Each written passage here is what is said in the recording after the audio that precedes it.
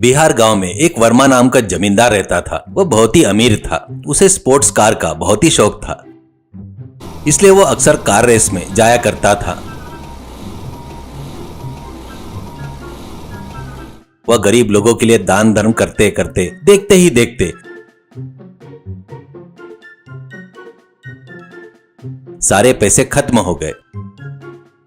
जमींदार वर्मा का पोता राजेश जब तक बड़ा हुआ तब तक सारे पैसे खत्म हो चुके थे। अंत में राजेश के पास बचा था तो बस दादाजी की जंग लगी पुरानी विंटेज स्पोर्ट्स कार और वो जमींदार का पैलेस। इसके अलावा और कुछ भी नहीं बचा। एक दिन राजेश अपने पैलेस के बाहर खड़ा होकर कुछ सोच रहा था। तभी एक गांव वाला रुका और बोला, छोटे मालिक जमींदार जी, हमारे किले के रंग तो बहुत फीके पड़ गए हैं। आपके दादाजी के समय में इस पैलेस का रंग मैं ही करता था। क्या कल से काम शुरू करो? राजेश, अभी किले को रंग के लिए मेरे पास इतने पैसे नहीं है। ये देखो, बची है तो यह पुरानी खटारी कार और यह सिलन भरी पुरानी कोठी। रंगों की बात बाद में देखेंगे। तुम अपने काम पर कहीं जा रहे थे ना, तुम जाओ। इतना कहकर जमींदार आगे निकल पड़ा। इतने में दो और गांव वाले वहां पर आए। पहला व्यक्ति, छोटे जमींदार जी, आपको काफी समय से जानता हूँ। मुझे कहीं नौकरी नहीं मिल रही है। आप अपनी कार के लिए मुझे ड्राइवर रख लीजिए, आपको बहुत पुण्य मिलेगा। दूसरा व्यक्ति, जमींदार जी, भोजन का बहुत कष्ट है। आपके कोठी की देखरेख के लिए मुझे काम पर रख लीजिए, मैं बहुत वफादारी से काम करूंगा। राजेश, मेरे पास ऐसी कोई नौकरियां नहीं है, कार भी काम नहीं कर रही है। जरूरत हुई तो मैं खुद बुलाऊंगा, अभी के लिए आप लोग जाइए। उसने बहुत विनम्रता से कहा। राजेश सोचना शुरू करता है, कुछ तो भी करके पैसे कमाना होगा। ये सब लोग छोटे जमींदार ये करो, छोटे जमींदार वो करो कहकर मेरे पास से ही पैसे खर्च करवाना चाहते हैं। कुछ न कुछ काम करके पैसे कमाना शुरू करना होगा। यह सोचते हुए उसने अपने पुराने जमाने का डब्बा फोन निकालकर और अपने दोस्त को फोन करने ही वाला था तो उसका दोस्त सुरेश टहलता हुआ वहां पर आ गया। दोनों ने साथ में पढ़ाई की थी। इतना ही नहीं, सुरेश एक कार मैकेनिक भी था।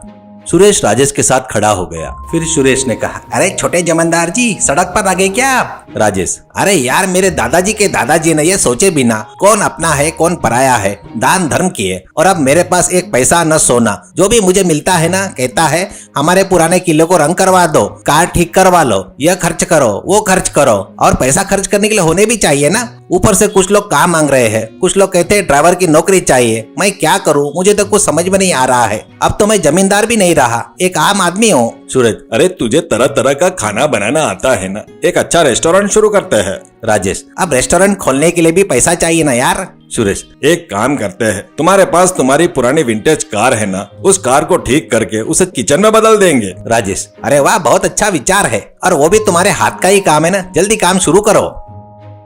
राजेश और सुरेश दोनों मिलकर एक बैलगाड़ी लाए।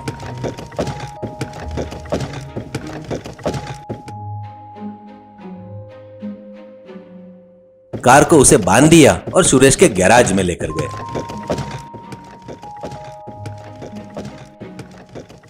सुरेश ने जल्दी ही कार को पूरी तरह से रिस्टोर कर दिया, नया पेंट किया और उसे विंटेज कार किचन में बदल दिया। राजेश ने अपनी विंटेज कार में बारबेक्यू करना शुरू किया।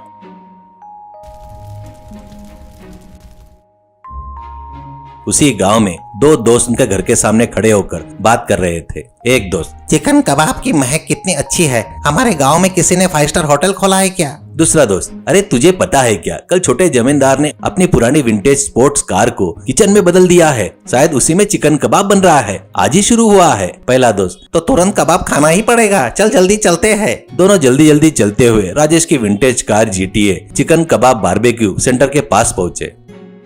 पहला दोस्त, अरे वाह वाह, क्या महक है, क्या महक है, चिकन की कितनी अच्छी खुशबू आ रही है, मुंह में पानी आ रहा है, मुझे जल्दी से चिकन कबाब की एक प्लेट दे दो। दूसरा दोस्त, अरे छोटे जमींदार, मुझे एक प्लेट में बारबेक्यू किया हुआ चिकन कबाब दीजिए।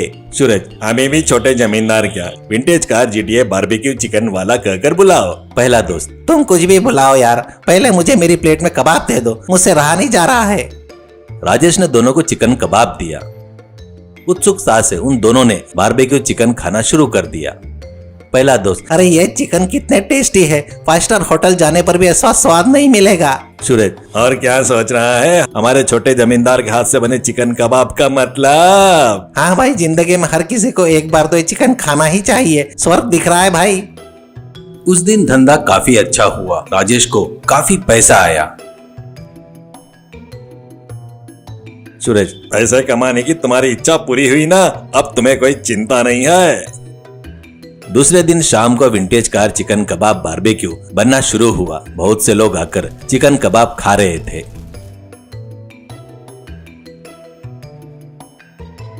इतने में वहां पर एक बड़ी विदेशी कार आकर रुकी। उसमें से अच्छे कपड़े पहने एक आदमी उतरा। वो राजेश के पास आया। महेश, इस रास्ते से जा रहा था, आपके चिकन कबाब की महक बहुत अच्छी लगी तो यहाँ पर रुक गया। मेरा नाम महेश है। राजेश, अरे लीजिए चिकन कबाब खाने के लिए, और आपको पानी चाहिए क्या? महेश, अरे नहीं नहीं, मैं काम से निकला था और जल्दबाजी में घर पर पर्स भूल आया हूँ। राजेश, पहले आप चिकन कबाब टेस्ट कीजिए, पैसे की बात बाद में करेंगे। सूरज, पहले आप खाइए सर, हमारे बंदे के हाथ के चिकन कबाब खाने के लिए किस्मत चाहिए। महेश ने चिकन खाना शुरू किया।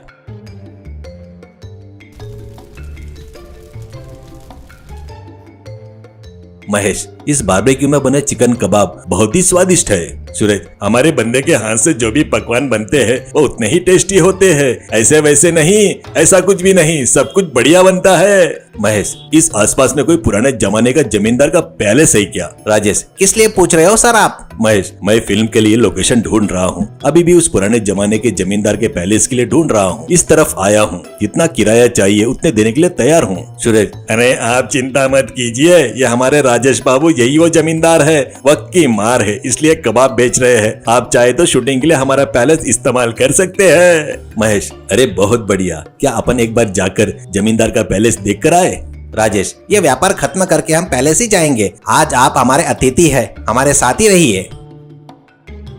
उस दिन व्यापार खत्म होने के बाद राजेश, महेश और सुरेश मिलकर जमींदार के पैलेस गए।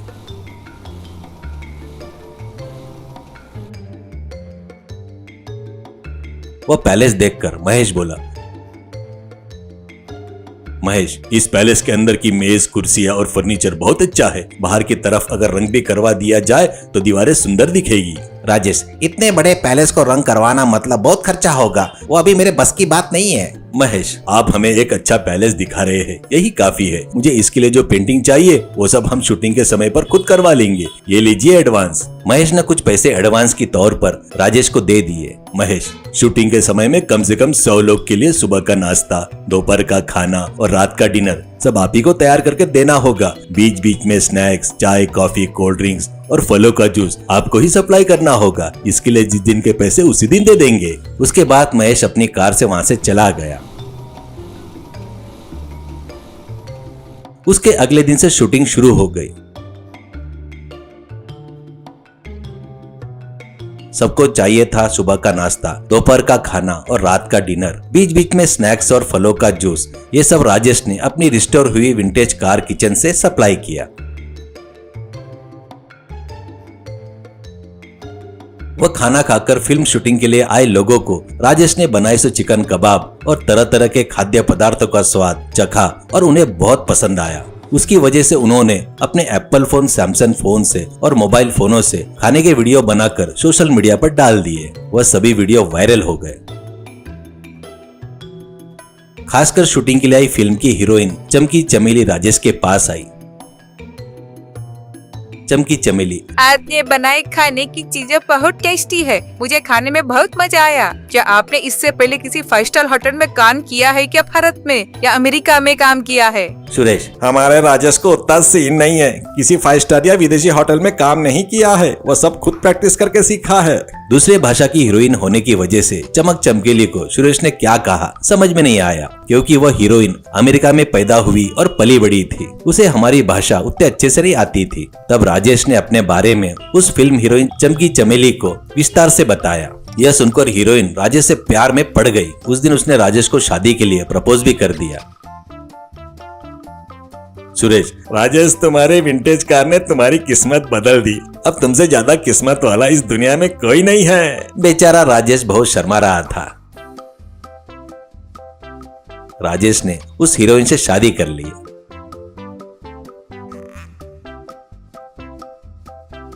अपने पुराने पैलेस को फिल्मों की शूटिंग के लिए किराए पर देते हुए उसने जो पुरानी विंटेज कार रिस्टोर की थी उसमें किचन कबाब बनाकर बेचते हुए उसने खूब पैसा कमाया और फिर से जमींदार बन गया।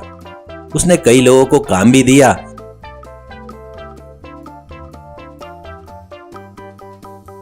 और अपने दादाजी की तरह जो भी मांगता था उसे दान धर्म करते हुए उसने खुशी खुशी अपनी जिंदगी बिताई।